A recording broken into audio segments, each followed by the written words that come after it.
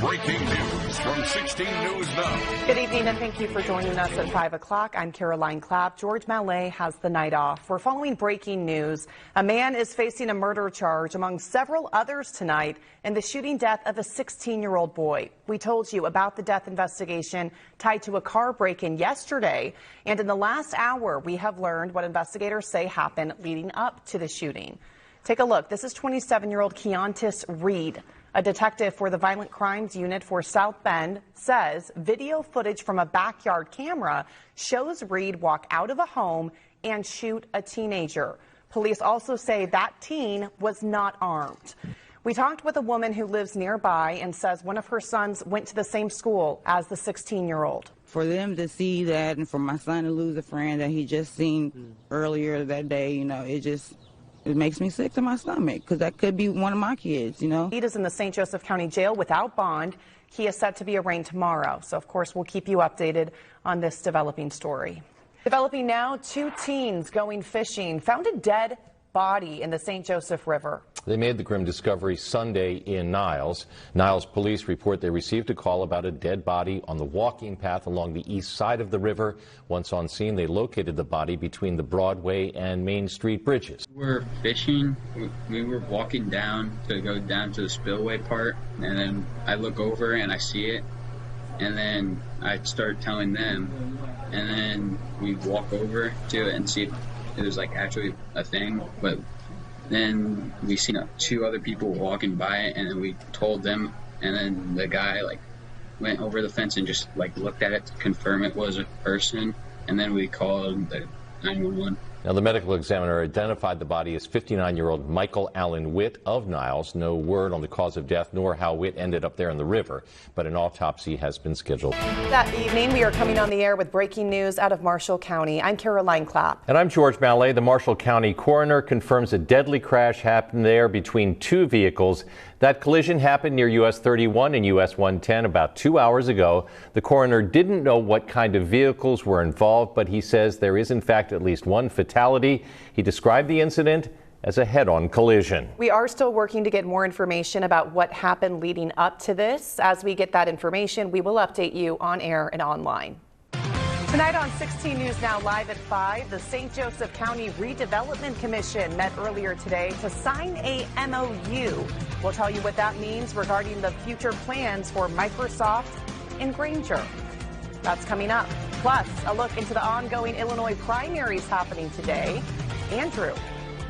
Oh, we have some snow off to our west right now. The snow so far for today has ended. From WNDU TV, this is 16 News Now Live.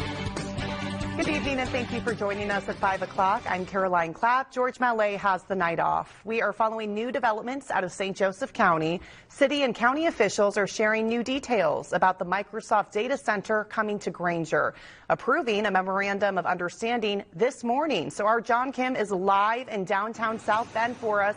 John, what does this MOU mean?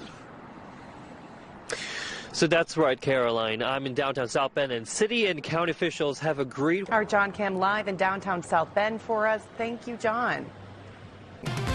Tonight on 16 News Now Live, merging schools. Elkhart Community Schools expected to decide on consolidation plans tonight.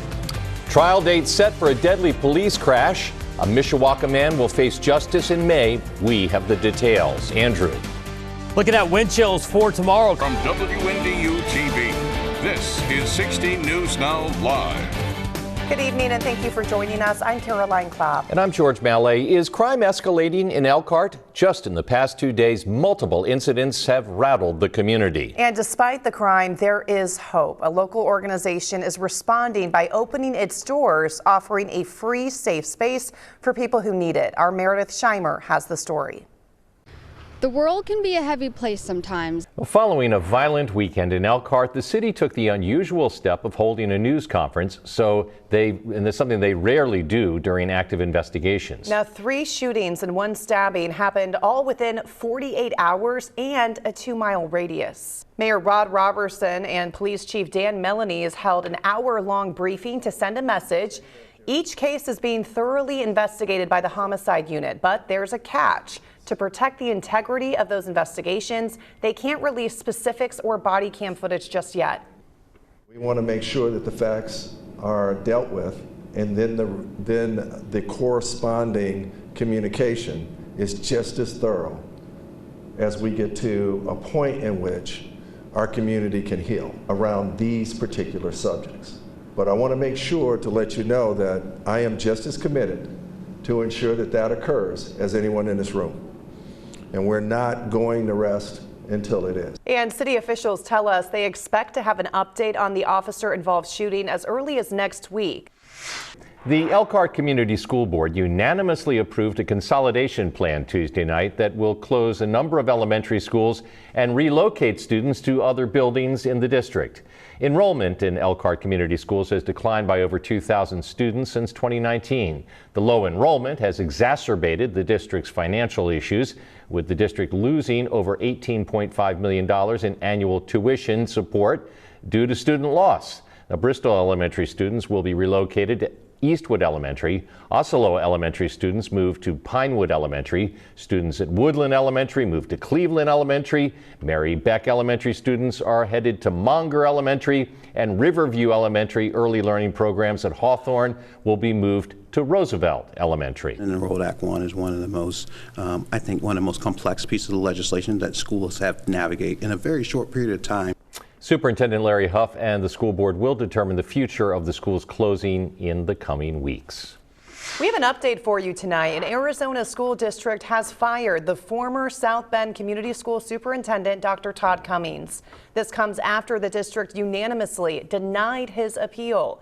During a special meeting Tuesday night, the Paradise Valley Unified School District Governing Board let go Dr. Cummings. Now, the move comes 2 months after the board adopted a statement of charges against him.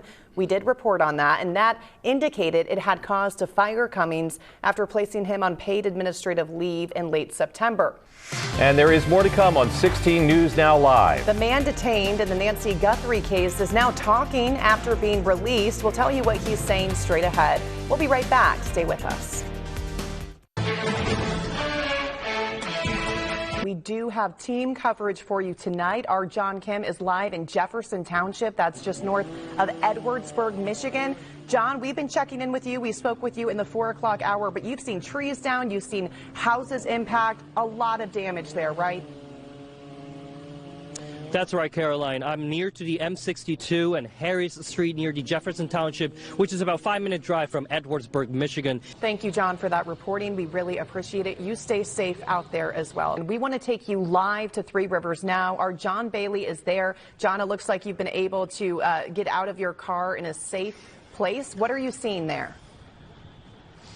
Yeah, that's right, Caroline. We're finally out of the car. I'm with my photographer, Tyler Woods. He's going to show you some of the destruction here along Broadway Road. All right, our John Bailey live for us. Thank you for that report, John. As John mentioned, some power outages, quite a few of them in that area. So you can go to WNDU.com. We've got a link posted for you of all the affected areas. Over 1,500 people at least without power right now. So if you come across a power line, don't touch it. Call 911. Of course, crews will be busy working to restore that power. All right, we've got more to come here on 16 News Now Live at 5. President Trump is hoping for a regime change in Iran. We've got the latest from the Middle East. Stick with us. We'll be right back.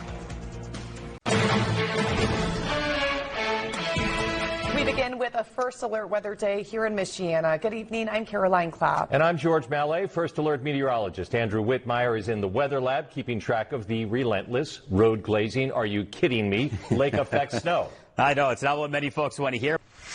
A South Bend woman is headed to prison for decades after a deadly shooting on the city's east side. The St. Joseph County Prosecutor's Office says Raya Barnes has been sentenced to 77 years with 16 years suspended and 10 years of probation. Court records also show she received 633 days of jail credit. New details. The man accused of crashing a box truck into 2 New Prairie school minibuses, hurting students and coaches, has now entered a plea deal. According to online court records, Sean Atchison pleaded guilty to causing catastrophic injury while operating a motor vehicle while intoxicated and causing serious bodily injury while operating a vehicle while intoxicated. The court is taking that plea under advisement, which means the judge is reviewing it. Atkinson's sentencing has been scheduled for April 29th. Today, we're getting to know the Democratic candidate challenging Rudy Yoakum for Indiana's 2nd District this November. Jamie DiCio stopped by our WNDU studios today and had a chat with Lauren Moss. We were there when DiCio, who was born and raised in Elkhart, announced her candidacy in November. If you know the name, that's because she is the daughter of Art DiCio, a longtime community leader and philanthropist here in Michiana. Well, DiCio says our area deserves a representative who works for the people, not the president. There's no better time. What's going on in our country needs strong leaders, and the people of this district need to be represented. They don't feel they are represented at the moment, and I've been an advocate all my life, and I think I'm the person to come in here and to change things up and to deal with the people and listen to the people. And coming up at 6, DiCio talks about what she believes Congressman Yoakum is not doing for our area. Hear more of Lauren's interview inside of an hour. There is more to come on 16 News Now Live. Fulton County residents packed a Plan Commission meeting to fight off a possible data center invasion. We'll tell you the decision straight ahead. Plus, a Michigan healthcare CEO and 3 former employees are headed to trial after the death of a 5-year-old child in a hyperbaric chamber. The latest on this developing story straight ahead.